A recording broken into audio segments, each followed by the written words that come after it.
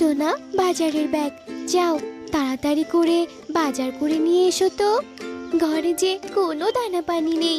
মেয়েটা যে আবার খেলাধুলা শেষ করে এই এলো বলে। টুনি, জানোই তো এখন বনে তেমন কোনো কাজ নেই। সবাই তো ঘরে ঘরে বসে আছে।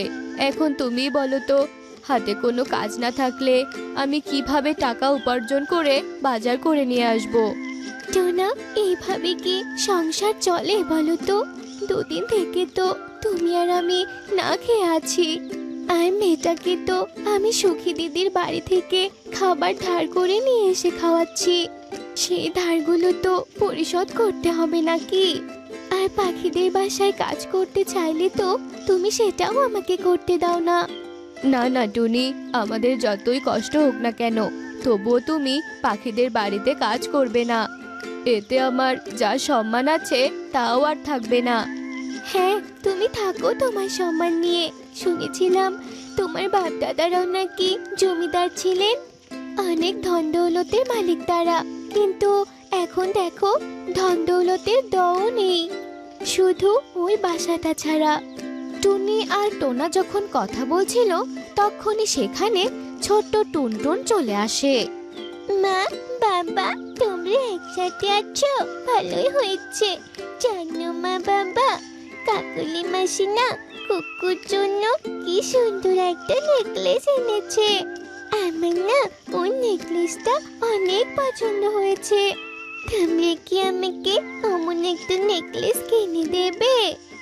না রে মা, আমরা যে অনেক গরিব, তোকে অত দামি নেকলেস আমরা কিভাবে কিনে দেব বলতো? কদিন ধরে যে বাজার করার মতো টাকা পয়সাই হাতে নেই। হ্যাঁ রে মা, তোর মা একদম ঠিক কথাই বলেছে। আমাদের মতো গরিবদের যে শখ থাকতে নেই রে মা। বুঝেছি, আমার ইচ্ছে তোমাদের কাছে কোনো দামই নেই, তাই না? আসলে তোমরা আমাকে ভালোই বাসো না। এ কথা বলে ছোট্ট টুনটুন কাঁদতে কাঁদতে বাইরে চলে যায়। আর মেয়ের এমন কান্না দেখে টোনা ও টুনি ভীষণ কষ্ট পায়। কিন্তু তাদের কিছুই করার ছিল না।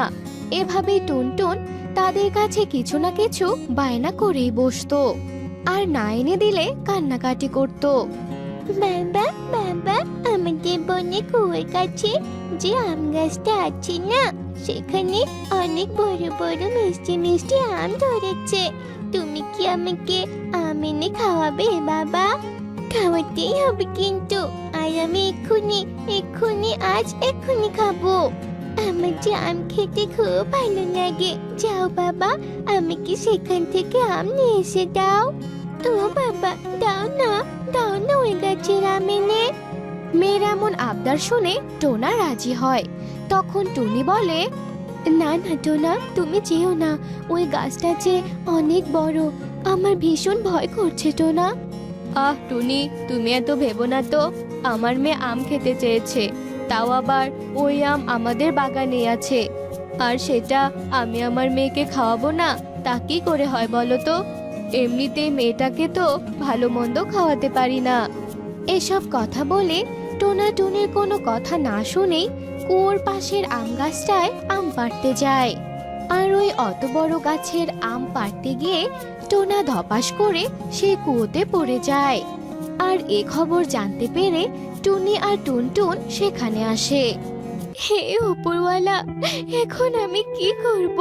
আমি এতবার করে নিষেধ করলাম যে এখানে এসো না। জানিস, আজ তোর জন্য এসব হয়েছে।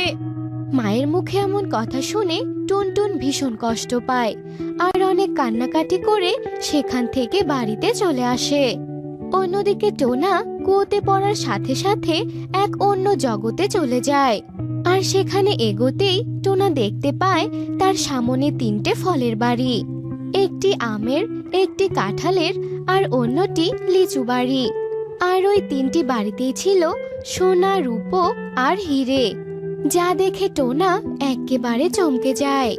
হে উপরওয়ালা, একে তো কুয়োতে পড়ে এক অজানা জায়গায় চলে এলাম, তার উপর আবার এখানে তিনটে ফলের বাড়ি, আর প্রত্যেক বাড়িতে সোনা, রূপো আর হিরে। আমার বাপদারা তো জমিদার ছিলেন, তার মানে কি তারা এই কুয়োর মাঝে এসব হিরে জহরত রেখে গেছেন। তাহলে তো ভালোই হলো, আমি বরং এই 3 ফলের বাড়ি থেকে সোনা রূপো আর হিরে নিয়ে বাড়িতে চলে যাই।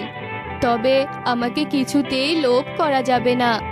এসব কথা বলে টোনা 3 ফলের বাড়ি থেকে সামান্য কিছু করে সোনা রূপো ও হিরে নিয়ে বাড়ির দিকে রওনা হয় আর কুয়োর বাইরে চলে আসে আর তার বাড়িতে চলে যায়। আরে তোমরা মামে এভাবে কাঁদছো কেন? এই দেখো, আমি বাড়ি ফিরে এসেছি, সাথে করে আরো কত কিছু নিয়ে এসেছি। একে টোনা, তুমি ফিরে এসেছো? আর তোমার হাতে এসব কি? এত সোনা রূপো হিরে তুমি কোথায় পেলে? এরপর টোনা সেই সব ঘটনা তাদেরকে খুলে বলে। সব কথা শুনে তারা মামে ভীষণ খুশি হয়। ভালোই হয়েছে বাবা, এখন থেকে আমাদের আর কোনো অভাব থাকবে না। এসব বিক্রি করে আমি অনেক কিছু কিনতে পারবো। আমি অনেক ভালো ভালো জামা পরতে পারবো, অনেক ভালো ভালো খাবার খেতে পারবো। আর তুমি আমাকে অনেক কিছু কিনে দেবে, তাই না বাবা? এরপর থেকে টোনা সেই 3 ফলের বাড়ির ভেতর থেকে তার যতটুকু প্রয়োজন ততটুকুই হিরে রূপো ও সোনা নিয়ে আসতো আর সেগুলো বিক্রি করে অনেক টাকা পেত। আর তারপর থেকে তারা অনেক সুখে দিন পার করত। এভাবে বেশ কিছুদিন কেটে যায়। অন্যদিকে কাকলি তাদের এমন উন্নতি দেখে ভীষণ চিন্তায় পড়ে যায়। কি ব্যাপার, এই টোনারা তো ভীষণ গরিব ছিল, তাহলে হঠাৎ করে কি এমন হলো যে ওরা এত বড়লোক হয়ে গেল? মনে হচ্ছে কোনো একটা গন্ডগোল আছে। আজ এই ব্যাপারটা আমাকে দেখতেই হচ্ছে। এরপর কাকলি টোনাকে ওই কুয়ো থেকে স্বর্ণ মুদ্রা নিয়ে বের হতে দেখে। ও, তাহলে এই ব্যাপার, তাহলে তো ভালোই হলো। এখন থেকে আমিও ওই কুয়োর ভেতর থেকে অনেক সোনা রূপো ও হিরে নিয়ে আসতে পারবো আর ওদের থেকে অনেক বড়লোক হব আমি। এসব বলে কাকলি বাড়ি চলে যায়। আর পরদিন সকালবেলা যেই না কাকলি সেই কুয়োতে ওঠার জন্য মইতে পা দিয়েছে, অমনি তার পা পিছলে যায় আর কাকলি কাক সেই কুয়োর ভেতরে পড়ে গিয়ে মাথায় প্রচন্ড আঘাত পায়। এর কিছুক্ষণ পরে টোনা সেই কুয়োতে গিয়ে দেখতে পায় কাকলি কাক সেখানে পড়ে আছে। আর সে কাকলিকে নিয়ে কুয়োর বাইরে চলে এসে উল্লু প্যাঁচার হাসপাতালে নিয়ে আসে। আর কিছু সময় যাওয়ার পরে কাকলি কাকের জ্ঞান ফিরে আসে, কিন্তু মাথায় প্রচন্ড আঘাত পাওয়ার কারণে কাকলি কাকের স্মৃতিশক্তি হারিয়ে যায়। সে কি, আমি এখানে কেন? আমি কোথায়? আর আমি বা কে? আর তোমরাই বা কারা? কাকলির সব কাণ্ড দেখে টোনা অনেক হাসতে থাকে। যাক, কাকলির স্মৃতিশক্তি চলে গিয়ে ভালোই হয়েছে। ও তো সব কিছু জেনে গিয়েছিল। আর এখন যেহেতু ওর কোনো স্মৃতি নেই, তাহলে তো ও আর ওই কুয়োতে যাবে না, আর কাউকে এ ব্যাপারে কিছু বলতেও পারবে না। এরপর টোনা কাকলিকে তার বাড়িতে পৌঁছে দেয় আর টোনা খুশি মনে তার বাড়িতে চলে যায়।